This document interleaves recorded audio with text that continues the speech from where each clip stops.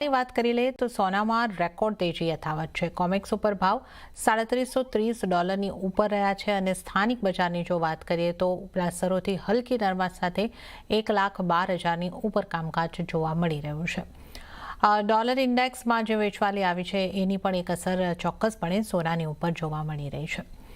અહીંયાથી આપ જીગરજી સોનાને કઈ રીતે જોઈ રહ્યા છો? સોનામાં આમ તો રેકોર્ડ સ્તરોની આસપાસ જ કામકાજ છે, પણ ઉપલા સ્તરેથી હલકી એવી નરમાશ અહીંયા આગળથી આવી છે, તો હજી સોનામાં થોડું પ્રેશર બની શકે, પ્રોફિટ બુકિંગ બની શકે કે પછી જે જીઓપોલિટિકલ ટેન્શન્સ છે અને સેફ હેવન બાઇંગ છે એ કન્ટિન્યુ રહેશે?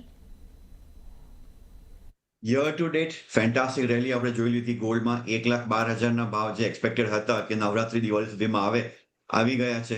મને લાગે છે બહુ તો 1,15,000 1,16,000 સુધીના ભાવ આવશે દિવાળી સુધીનામાં। દિવાળીને હવે 3 અઠવાડિયાનો ટાઈમ જ રહ્યો છે અને જો સિલ્વરની વાત કરીએ તો કદાચ 1,35 ભાવની આપણે વાત કરી હતી પહેલા પણ 1,35 હિટ થઈ ગયો છે। 1,40 મને નથી લાગતું કે દિવાળી સુધીનામાં અગેન 1.5 લાખ જેવો ભાવ આવે। આગળની વાત પછીથી કરીશું। દિવાળીની વાત કરીએ તો મને લાગે છે 1,40 1,30 ની વચ્ચે જ માર્કેટ રહેશે। અત્યારે અંડરટોન પોઝિટિવ રહેશે।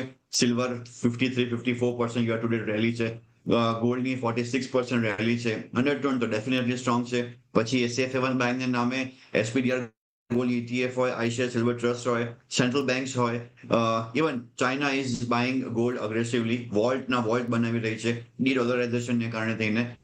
સો મને લાગે છે ઓવરઓલ સેન્ટિમેન્ટ અહીંયા ગોલ્ડ અને સિલ્વરમાં પોઝિટિવ છે। સિલ્વરની વાત કરીએ તો યસ, ઇન્ડસ્ટ્રીયલ ડિમાન્ડ છે, ઇવન મેડિકલ ઇક્વિપમેન્ટ્સ છે, એ બધામાં સોલર પેનલ્સ છે, સિલ્વરનો અગ્રેસિવ યુઝ આપણે આ વર્ષે જોયો છે।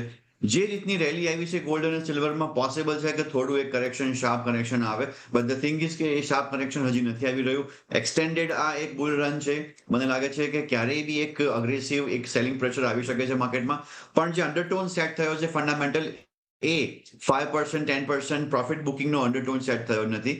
ઓફકોર્સ થોડું ઘણું રૂપીના પોઈન્ટ ઓફ વ્યૂથી આપણે જોઈએ કે ટેકનિકલ પ્રોફિટ બુકિંગના પોઈન્ટ ઓફ વ્યૂથી જોઈએ તો અહીંયા એક કરેક્શન આવી શકે। પણ સેફ હેવનના નામે હવે આપણે જોઈએ કે નાટો કન્ટ્રીઝે રશિયાને વોર્ન કર્યું છે કે વોર અહીંયા સ્ટોપ કરે। ઇવન ટ્રમ્પ તરફથી પણ હવે યુક્રેનને એવો મેસેજ છે કે they can reclaim the land territory taken by Russia. So આ બધી વસ્તુઓની વચ્ચે ગોલ્ડ સિલ્વરમાં અંડરટોન સ્ટ્રોંગ જ રહેશે। કોઈ પણ ભાવ આવે, કોઈ પણ ડિપ આવે એમાં લોંગ કરી શકાય। ગોલ્ડ ઓક્ટોબર 1,12,500 ની આસપાસ ચાલી રહ્યો છે। અગેન આજે સાંજે મેજર બે ઇકોનોમિક ડેટા છે, ઇનિશિયલ જોબલેસ ક્લેમ્સ વીકલી અને જીડીપી નંબર્સ। સો માર્કેટ ઇવનિંગ સેશનમાં વોલેટાઇલ રહી શકે છે એન્ડ ગોલ્ડ ઓક્ટોબર 1,12,500 ની આસપાસ ચાલે છે। 1,12,400 નો સ્ટોપ લોસ અને 1,12,700 માટે લોંગ કરી શકાય। સિલ્વર ડિસેમ્બર 1,34 160 ના ભાવ છે, કરંટ લેવલથી લોંગ કરી શકાય। 1,33 ને 900 નો સ્ટોપ લોસ, 1,34 ને 500 માટે સિલ્વરમાં પણ લોંગ ઇનિશિયેટ કરી શકાય। ઓકે, તો અહીંયા આગળથી સોના અને ચાંદી બંનેની ઉપર ખરીદારી કરીને ચાલવાની સલાહ છે। સોનાના ઓક્ટોબર કોન્ટ્રાક્ટમાં બાય કરીને ચાલવાની સલાહ છે। 1,12,400નો સ્ટોપ લોસ અને 1,12,700ના ટાર્ગેટ અહીંયા આગળથી બની શકે છે। અને ચાંદીની જો વાત કરીએ તો અહીંયા પણ ખરીદારી કરીને કરંટ લેવલથી ખરીદારી કરીને ચાલવાની સલાહ છે।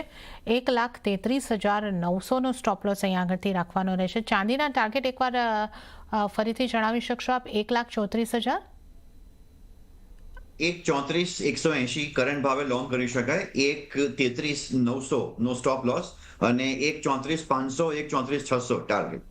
ઓકે, તો ચાંદી માટે 1,35,000 સુધીના ટાર્ગેટ અહીંયા આગળથી બનતા જોવા મળી શકે છે।